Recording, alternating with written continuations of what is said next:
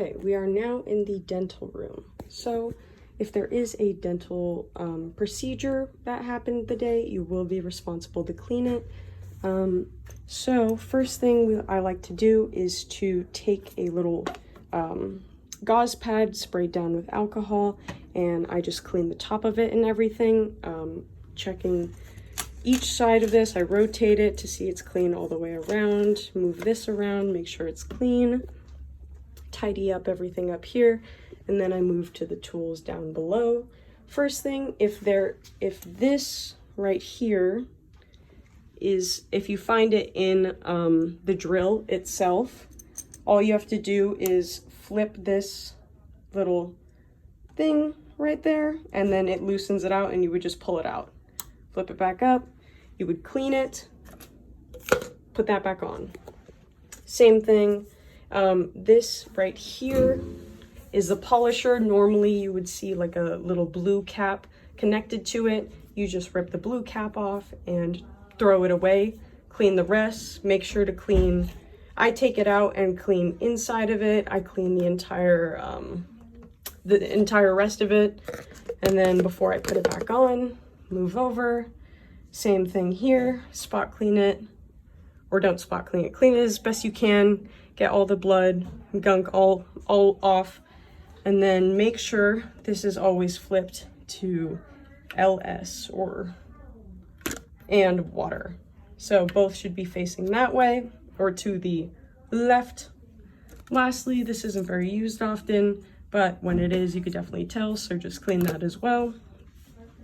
And then when you're done cleaning it, the next thing to do, if it was plugged in, you would see these light up, these ones right here. So you would flip them into the off position, which they are in now.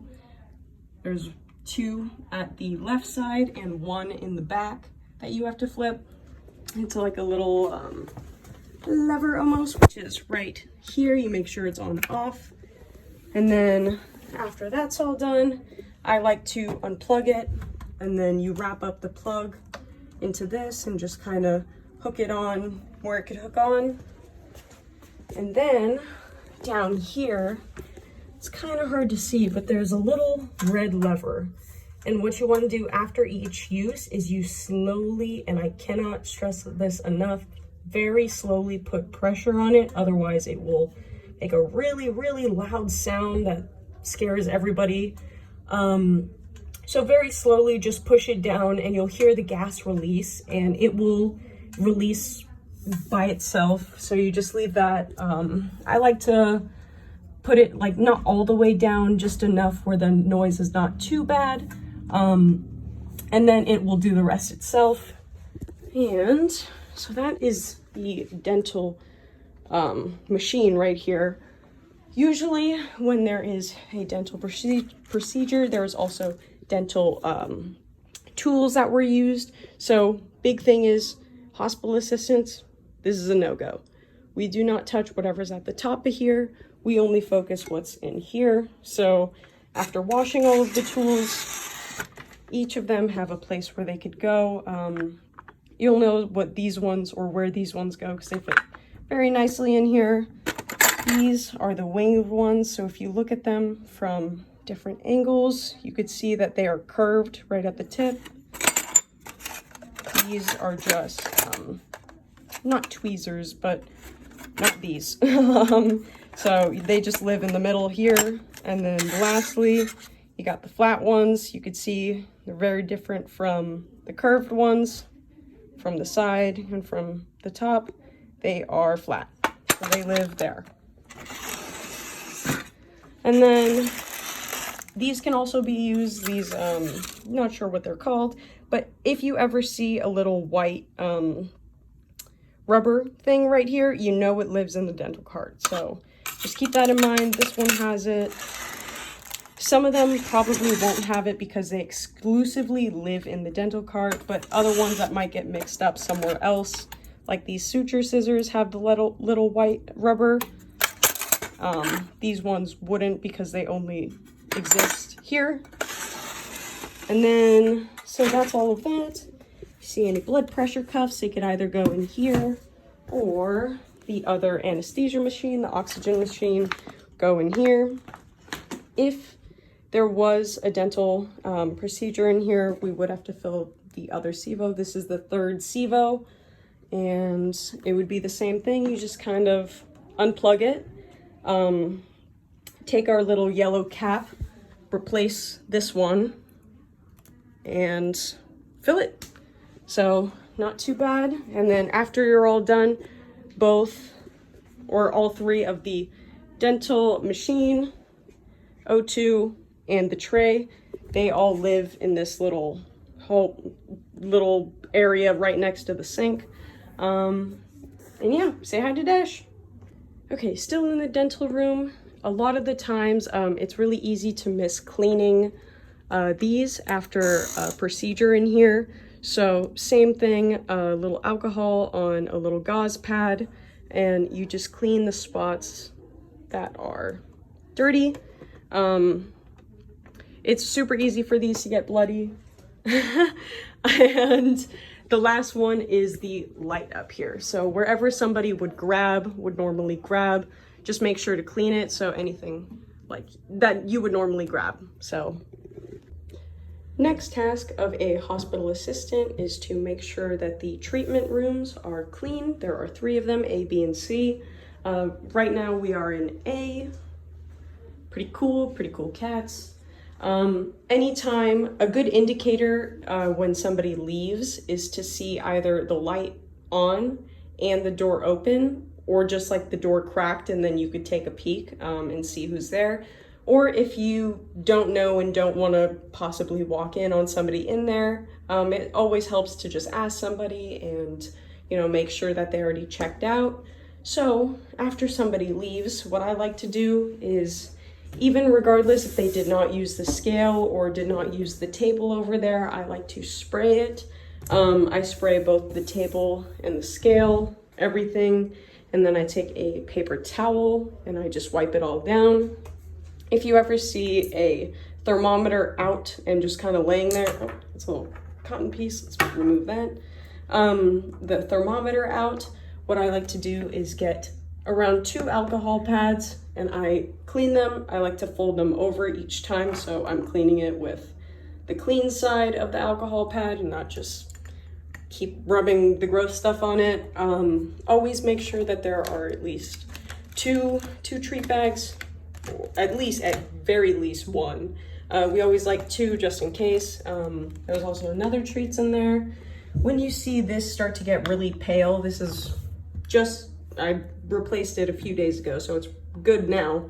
In the sink where the scale is, there are these other tablets in there, so just fill this to with hot water to this line, place 1 tablet in there, let it fizz for a little, and yeah, then good as new. Next, what you want to do is just kind of sweep everything up, make sure that there's nothing on the floor. If there are like chairs with a lot of hair on them, just grab a lint roller and kind of clean the chairs as well. When closing, what we like to do is place everything that can be placed on top of the tables.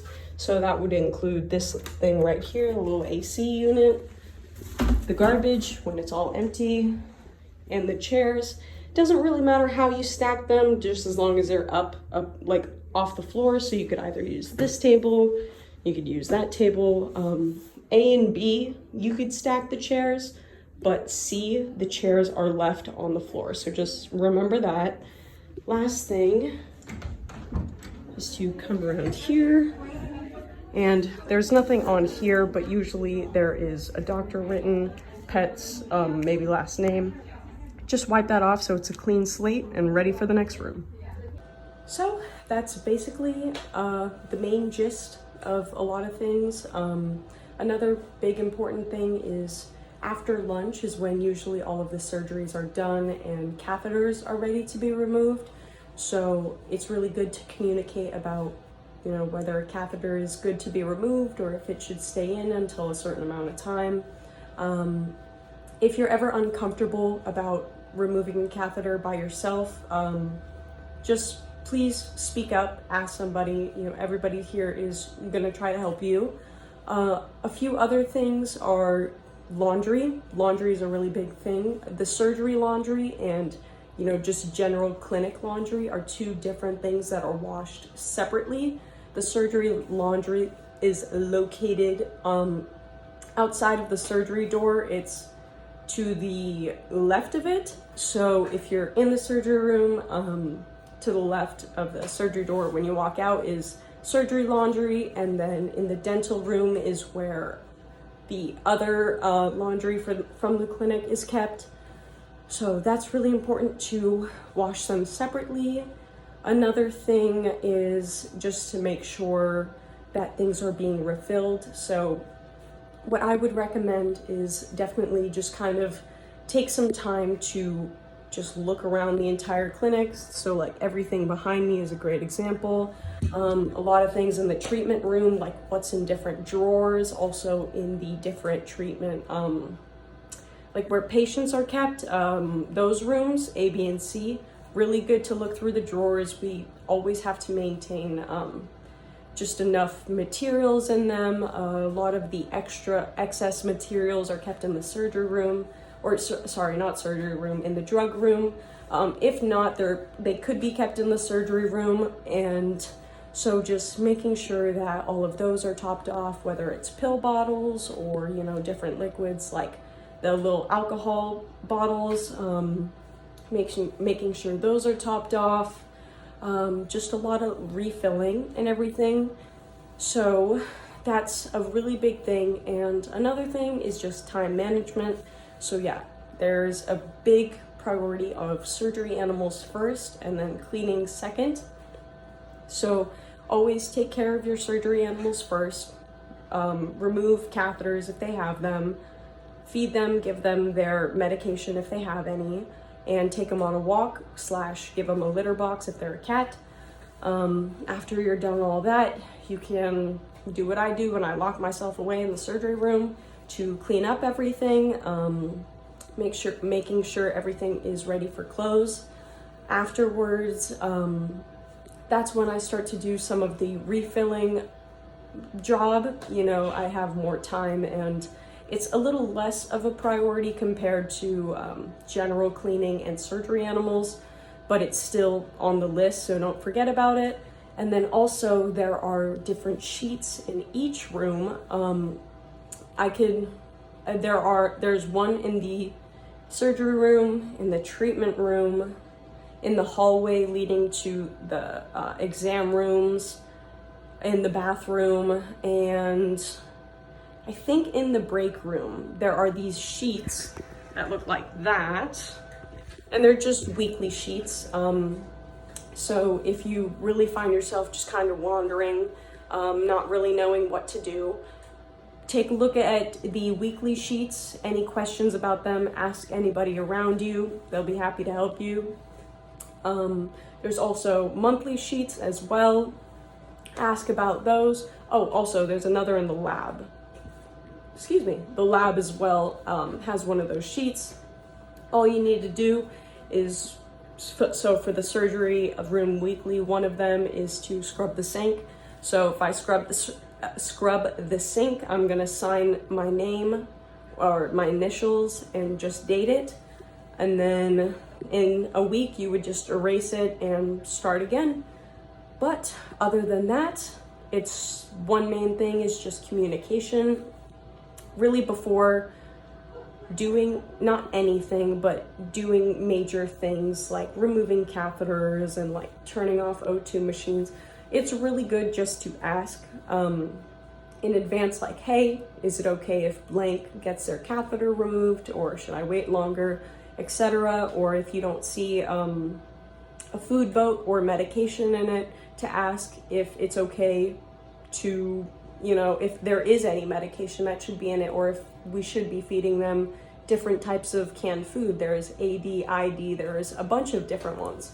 So it's really, really good to just communicate and ask before, just in order to avoid any doubling of things or missing it entirely. So that's a very, very important thing. And don't be afraid to ask questions. You know, it's not, nobody here is plotting on your downfall. Everybody here is very helpful and is willing to help you, and main thing is we just want it to run smoothly. So I wish you the best of luck. You got this.